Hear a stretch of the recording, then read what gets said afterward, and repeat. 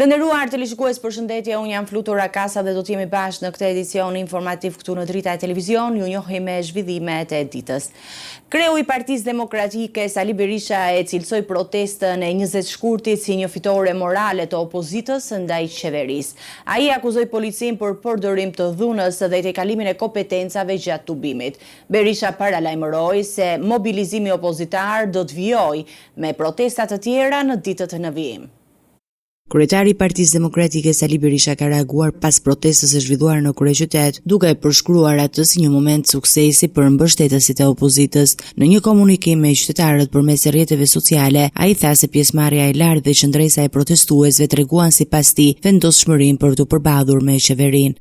Dje ishte ditë triumfi për kryengrisësit paqësor të pamposhtur, të cilët u përballën dhëm për dhëm, 3 orë me narkoshtetin në një betejë epike kundër qeverisë së paligjshme të Tiranës, farsës tyre elektorale, vjedhjeve tyre të papërmbajtura.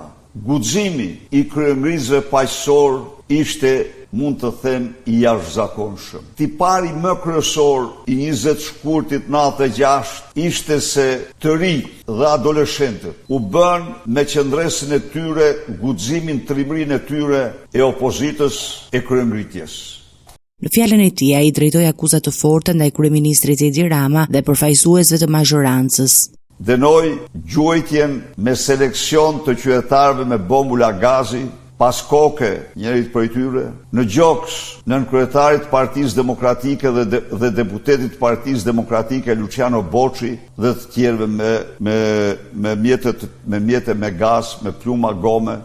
Lideri i opozitës ngriti shqetësime dhe për mënyrën e ndërhyrjes së policisë gjatë tubimit, duke pretenduar përdorimin e forcës ndaj qytetarëve. Ai foli për përdorimin e gazit lotësjellës pranë ambienteve të xhamisë në Namazjas, duke cilësuar këtë si cënim të hapësirës së besimtarëve. Dhe vendosëm që ne nuk do zhvillojmë asnjë protest në territorin apo paralel me territorin e xhamisë, në mënyrë që të mos ketë asnjë shkak për hedhjen e gazit dhe prishjen e namazit besimtarëve musliman. Pavarësisht nga kjo, drejt xhamis u hodhen bomba tymuese dhe gazi lotësjellës sa asnjëherë tjetër. Taracat e xhamis u mbushen me bandit dhe patronazhist me uniformë, që është një përdhosje për vakëfin. Në përfundim, Berisha bëri të ditur se aksioni opozitar do të vazhdojë, por pa përcaktuar ende një datë konkrete për tubimin e radhës, duke paralajmëruar se protesta të tjera do të organizohen së shpejti.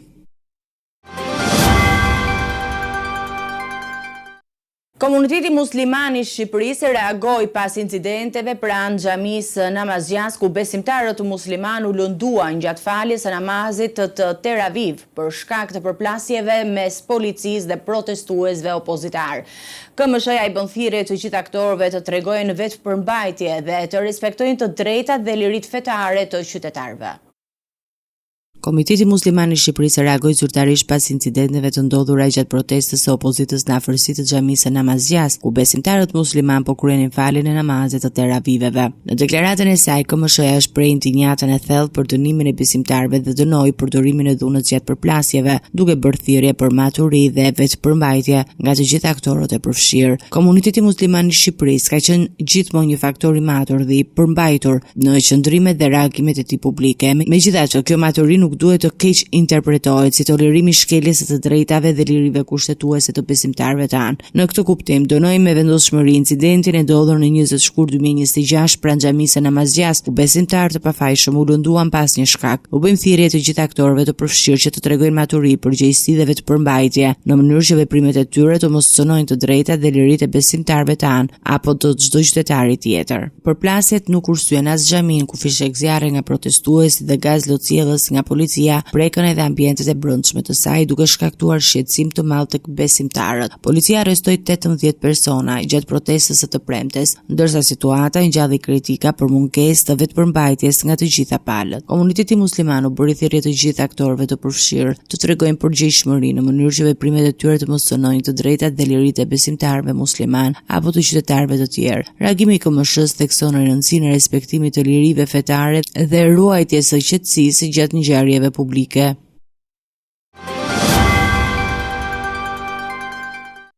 Një ngjarje e rëndë ka ndodhur në Kavaj këtë të shtunë, në lagjën numër 3, ku një 47 vjeçar Alketi Sufi humbi jetën si pasojë e plagëve të rënda nga goditjet me thik të shkaktuara nga bashkëmoshatari i tij Landi Derjaj Puja.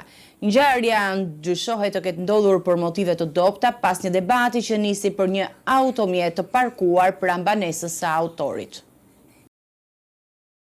Një ngjarje e rëndë ka tronditur komunitetin e Kavajës këtë të shtunë, ku një konflikt i përditshëm ka përfunduar në tragjedi. Viktima, Alketi Sufi, 47 vjeç Ini Elang, kishte parkuar automjetin e tij përpara banesës së Landi Derjaj, i njohur edhe me mbiemrin Puja, një bashkëmoshatar i tij, duke shkaktuar një debat verbal mes tyre. Sipas policisë, diskutimi fillimisht ishte i ashpër, ndërsa më pas situata u agravua dhe përfundoi me përdorimin e mjeteve prerëse. Autori dyshohet se e ka goditur viktimën 2 herë në pjesën e zemrës, duke i shkaktuar plagë të rënda që rezultuan fatale. Pavarësisht se Sufi u transportua menjëherë në spital për ndihmë mjekësore, ai ndroi jetë për shkak të gjendjes kritike nga plagët. Ngjarja ka ngjallur reagim të menjëhershëm të forcave të policisë, të cilat kanë nisur ndjekjen e autorit dhe janë duke koordinuar punën për kapjen e tij. Grupi hetimor, në drejtimin e prokurorisë, ndodhet në vend ngjarje dhe po punon për sqarimin e rrethanave të sakta të ngjarjes, duke dokumentuar çdo detaj për procedurat ligjore. Policia ka konfirmuar identitetin e viktimës dhe të autorit të dyshuar, ndërsa hetimet pritet të zbardhin edhe motivet dhe dinamikën që çuan në përshkallëzimin e konfliktit. Autoritetet apelojnë për bashkëpunim nga qytetarët për të dhënë informacion mbi vendodhjen e autorit dhe njoftojnë se masa të mëtejshme sigurie do të merren për parandalimin e incidenteve të ngjashme në komunitet. Kjo ngjarje vjen si një paralajmërim mbi rëndësinë e kontrollit të konflikteve dhe ndërhyrjes së hershme për të shmangur pasoja tragjike.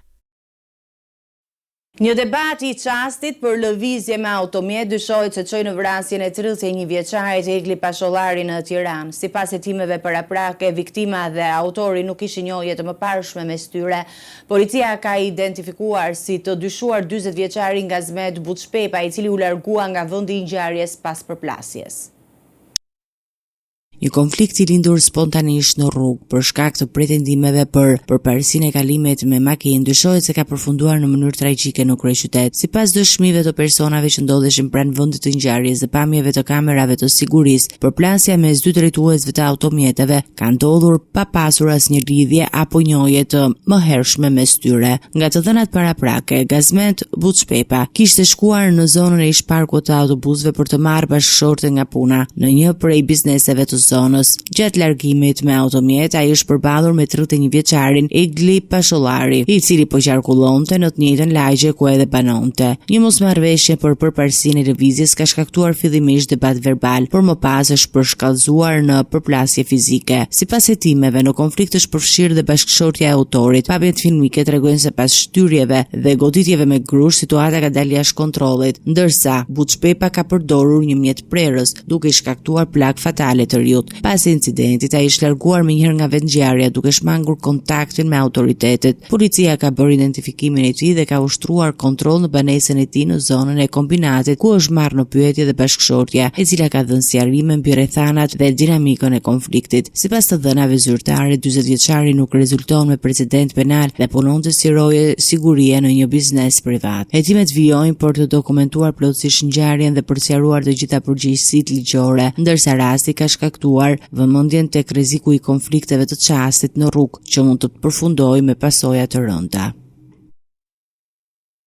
4 muaj pas ngjarjes së rënë në Manës të Durrësit, ku mbetën të vrarë 2 persona, Gëzim Allçi është vetërzuar në drejtorinë vendore të policisë së Durrës. Ai dorëzoi edhe një armë sportive me gogla dhe u shoqërua në ambientet e paraburgimit. Gjykata e shkallës së parë Durrës kishte vendosur ndaj tij masën e sigurisë arrest me burg për armbajtje pa leje dhe për krahje të autorit të krimit.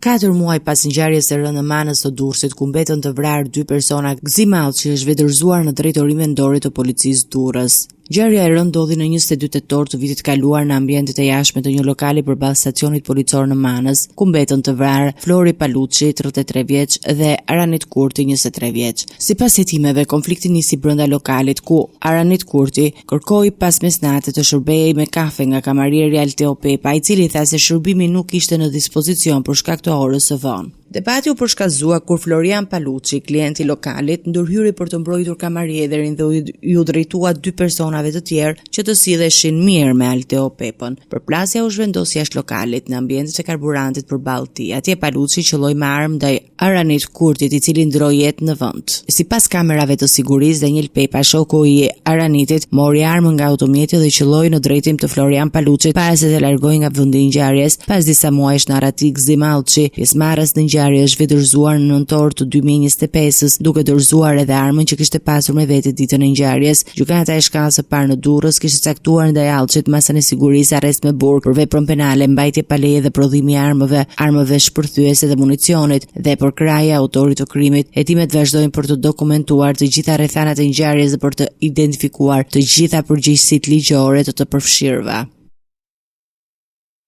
Policia e shtetit ka identifikuar 46 protestues si përgjegjës për aktet e dhunës gjatë ubimit përpara kryeministrisë dhe parlamentit. 18 prej tyre janë vënë pranga, përfshirë 3 të mitur, ndërsa 26 të tjerë janë proceduar penalisht në gjendje të lirë. Me sendeve të sekuestruara nga policia janë 25 molotov të pashpërthyer, 27 celular dhe objekte të tjera të palishme, ndërsa edhe deputeti Klevis Badhiu është referuar në prokurori për organizim dhe pjesëmarrje në grumbullime të palishme.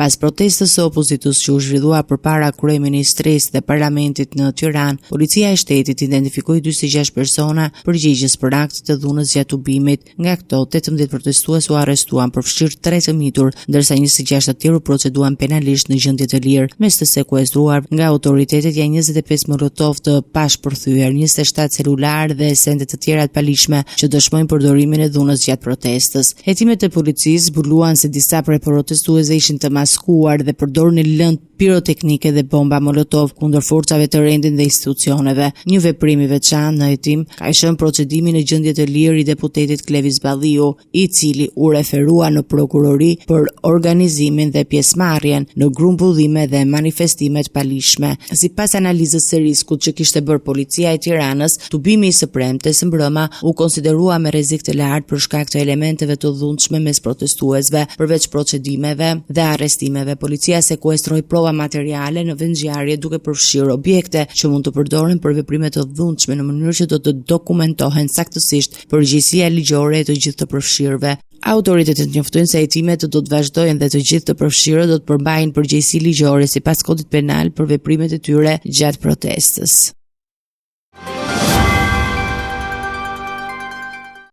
Rreshjet e dendura, cilësia e dobët e punimeve dhe mungesa e mirëmbajtjes kanë shkaktuar probleme në disa akse nacionale dhe rurale të Shqipërisë. Rrugët Librazh-Bogradez dhe Tepelen Gjirokastër janë ndër më të prekurat dhe Autoriteti rrugor shqiptar ka ndaluar qarkullimin e mjeteve me të tonazhe të rëndë dhe ka rekomanduar rrugë alternative. Problem të ngjashëm paraqisin akset rurale në Maliq, Lozhan, Strelç, Vllahin, Poçem dhe në zonën e Belçit. Rreshjet e dendura të javëve të fundit kombinuar me cilësinë e dobët të punimeve dhe mungesën e mirëmbajtjes së rrugëve kanë shkaktuar problematika serioze në disa akse kombëtare dhe rurale në Shqipëri. Situata më kritike është në rrugën Librazh-Bogradec, e shpallur pak ditë më parë si nyje strategjike me rëndësi të veçantë për sigurinë nga NATO. Në vendin e njohur si Arrat e Gurrës, rrëshqitja masive e tokës ka vështirësuar qarkullimin, duke detyruar autoritetin rrugor shqiptar të ndalojë lëvizjen e mjeteve të tonazhit të rënd dhe të udhëzojë kamionët dhe autobusët drejt Maqedonisë së Veriut përmes rrugëve alternative. Problemet të ngjashme janë evidentuar edhe në aksin Tepelen Gjirokastër, ku prezenca e inerteve në rrugë rrit rrezikun për drejtuesit e mjeteve. Në zonën rurale të bashkisë me Maliaj, fshati Xhafaj, përballet gjithashtu me çarje dhe rrëshqitje të dherrave që kërcënojnë sigurinë e qarkullimit. Rrugët që lidhin Maliqin, Lozhanin dhe Strelçën kanë psuar çarje në trupën e rrugës dhe rrëshqitje dhierash në pjesën anësore, duke dëmtuar strukturën dhe barierën mbrojtëse,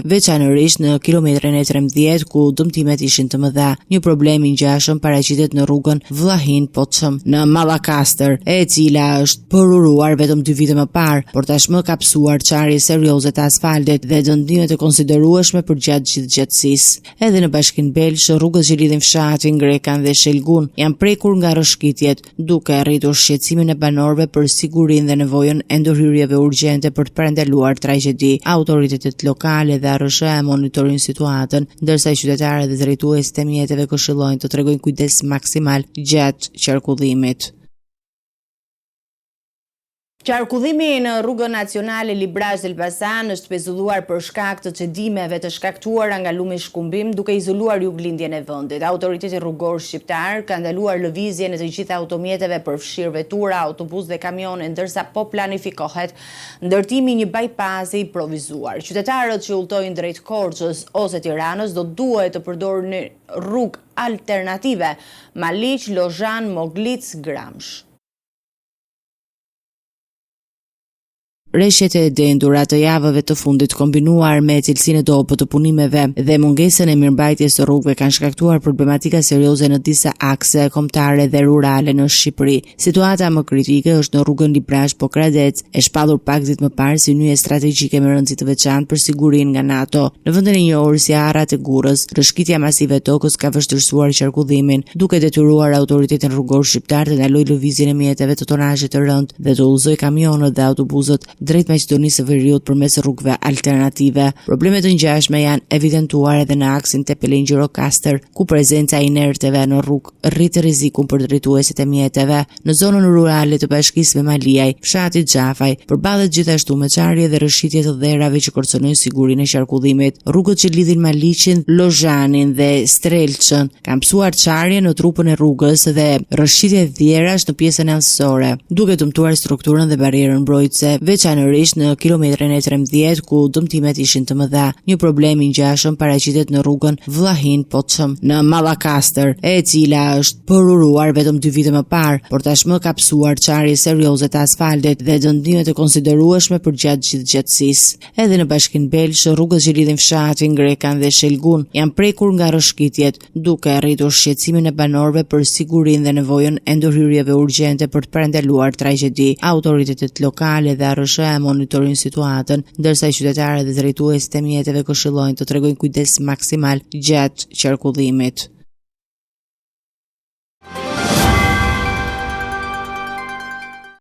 Gjykata e apelit të posaçëm vendosi lirimin e ish-deputetit socialist Jurges Shyrbia, i cili po vuante dënimin me 2 vite burg për korrupsion në nxjerrje të sekretit shtetëror dhe për krajet e autorit të krimit. Dënimi i tij ishte rekrutuar nga 3 vite në 2 vite për shkak të gjykimit të shkurtuar, ndërsa masa e sigurisë u shuaj 1 vit e 4 muaj pas arrestimit. Ish-deputeti socialist Jurges Shyrbia u lirua nga qelia këtë të shtunë me vendim të gjykatës së apelit posaçëm, e cila pranoi kërkesën e tij për shuarjen e masës së sigurisë. Trupi gjykues i përbërë nga kryesuesja Daniela Shirka dhe antar Florian Kalaja dhe Teresa Merkia vendosi lirimin e Shyrbias pas 1 vit e 4 muaj qëndrimi në burg, ku ai po vuante dënimin për 2 vite për vepra penale të ndryshme. Ish-deputeti ishte dënuar fillimisht me 3 vite burg nga gjykata e posaçme për shkak të gjykimit të shkurtuar. Dënimi rekrutua në 2 vite. Prokuria e posaçme, përfaqësuar nga Anna Nxoli, provoi se Shyrbia kishte kryer veprën penale të tregimit të sekretit shtetëror në 8 raste, ku kishte përkrahur një autor krimi në 5 raste dhe kishte konsumuar korrupsion në zgjedhjet parlamentare të vitit 2021. Pretendimet e ish-deputetit se nuk kishte përdorur aplikacionin Sky ECC dhe nuk kishte kryer asnjë vepër penale nuk u morën parasysh nga gjykata. Përveç Shyrbias, Ahmet Masha u dënua me 2 vite e 6 muaj burg, ndërsa Altin Hajri u dënua me 3 vite në mungesë.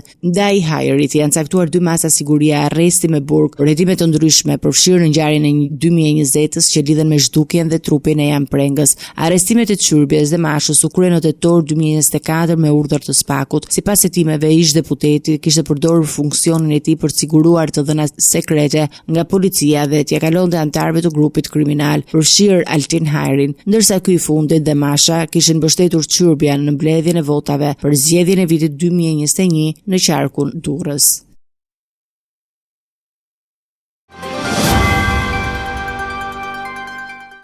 Forcat e policisë të Tiranës sekuestruan 10 kg kanabis gjatë një operacioni në unazën e madhe të kryeqytetit dhe arrestuan në flagrancë Vilson Shima, 42 vjeç, i cili po transportonte drogë për shitje. Gjatë kontrollit në banesën e tij u gjetën dhe 2 armë zjarri, pistolet, 2 silenciator dhe municion luftarak. Në një operacion Grac të zhvilluar nga policia e Tiranës, forcat e komisariatit numër 4 arritën të arrestojnë në flagrancë Vilson Shimon, 42 vjeç, ndërsa ky i fundit po lëvizte me mjetin e tij për të shpërndar kanabis në rrugët e kryeqytetit. Gjatë kontrollit të automjetit, policia sekuestroi 10 kg kanabis të dyshuar për shpërndarje. Hetimet u zgjeruan në banesën e të arrestuarit, ku u gjetën dhe u sekuestruan 2 armë zjarri, tip pistolet, 2 silenciatorë dhe municion luftarak, duke konfirmuar potencialin kriminal të veprimtarisë së tij. Sipas policisë, droga dyshohet se është kultivuar në zonën e Baldushkut dhe ishte planifikuar të shitej në zonën e Tufinës. Hetimet u zgjeruan në banesën e të arrestuarit, ku u gjetën dhe u sekuestruan 2 armë zjarri, tip pistolet, 2 silenciatorë dhe municion luftarak, duke konfirmuar potencialin kriminal të veprimtarisë së tij. Sipas policisë, droga dyshohet se është e kultivuar në zonën e Baldushkut dhe ishte planifikuar të shitej në zonën e Tufinës. Autoritetet njoftojnë se prokuroria e qytetit dhe policia do të thedhojë hetimet për të zbuluar të gjithë rrjetin e trafikut të drogës dhe bashkëpunëtorët e mundshëm të arrestuarit. Sipas të dhënave paraprake, Vilson Shima nuk ishte që më parë i përfshirë në veprimtari të palishme, duke bërë këtë rast një operacion të rëndësishëm për ndalimin e shpërndarjes së drogës në kryeqytet.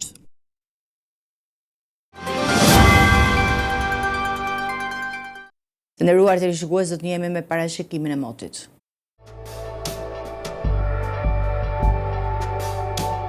Territori shqiptar për datën 22 shkurt 2026 do të jetë në ndikimin e masave ajrore relativisht të qëndrueshme, duke sjellë mot kryesisht me diell në pjesën më të madhe të vendit, ndërsa në verilindje priten rreshje të dobta dëbore. Paraditja do të karakterizohet nga kthjellime dhe intervale me diell, ndërsa pasditja vijon me vranësira të lehta në disa zona malore. Temperatura minimale pritet të zbresë deri në -2 gradë Celsius, ndërsa ajo maksimale do të arrijë deri në 15 gradë Celsius. Gjatë ditës priten rreth 6 deri në 8 orë me diell në zonat qendrore dhe bregdetare. Era do të fryejë lehtë nga drejtimi veriperëndimor me shpejtësi 2 deri në 5 metra për sekond. Deti do të ketë dallgëzim të ulët rreth 1 deri në 2 ball. Indeksi ultraviolet për Tiranën pritet të jetë i ulët rreth 3. Sipas të dhënave astronomike, lindja e diellit në Tiranë do të jetë rreth orës 6:19 minuta, ndërsa perëndimi rreth orës 17:29 minuta. Temperaturat minimale dhe maksimale për disa qytete kryesore të Shqipërisë do të jenë si më poshtë. Shkodër, 4 deri në 13 gradë Celsius. Kukës, 1 deri në 7 gradë Celsius. Peshkopi, 1 deri në 8 gradë Celsius. Tiranë, 6 deri në 14 gradë Celsius. Durrës, 7 deri në 14 gradë Celsius. Kavaj, 4 deri në 14 gradë Celsius. Elbasan, 6 deri në 13 gradë Celsius. Berat, 4 deri në 12 gradë Celsius. Korç, -2 deri në 6 gradë Celsius. Vlorë, 5 deri në 13 gradë Celsius. Gjirokastër, 3 deri në 12 gradë Celsius. Sarandë, 6 deri në 15 gradë Celsius. Territori i Kosovës për datën 22 shkurt 2026 do të jetë në ndikimin e motit relativisht të qetë me vranësira të pjeshme dhe intervale me diell. Paraditja do të jetë e freskët me vranësira, ndërsa pasditja sjell kthjellime të her pas hershme. Temperatura minimale pritet të zbresë deri në -2 gradë Celsius, ndërsa ajo maksimale do të arrijë deri në 8 gradë Celsius. Era do të fryejë lehtë nga drejtimi verior me shpejtësi 2 deri në 4 metra për sekond. Indeksi ultraviolet për Prishtinën pritet të jetë i ulët rreth 2. Sipas të dhënave astronomike, lindja e diellit në Prishtinë do të jetë rreth orës 6:15 minuta, ndërsa perëndimi rreth orës 17:22 minuta.